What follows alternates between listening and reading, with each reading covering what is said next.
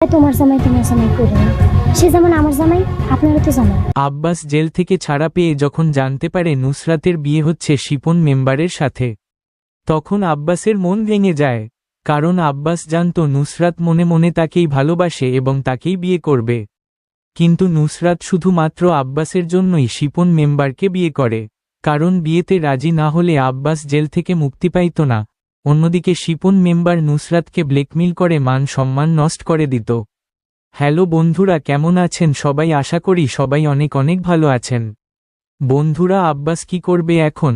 সে তো তার নিজের চাইতেও নুসরাতকে ভালোবাসে।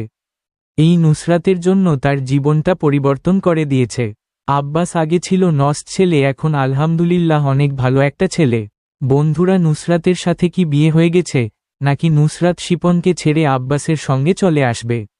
সবকিছু জানতে পারবেন আগামী পর্বে। আগামী পর্ব দেখতে পারবেন ঈগল ইসলামিক নাটক চ্যানেলে। তো বন্ধুরা, ততক্ষণ ভালো থাকবেন। দেখা হবে পরে অন্য কোন ভিডিওতে।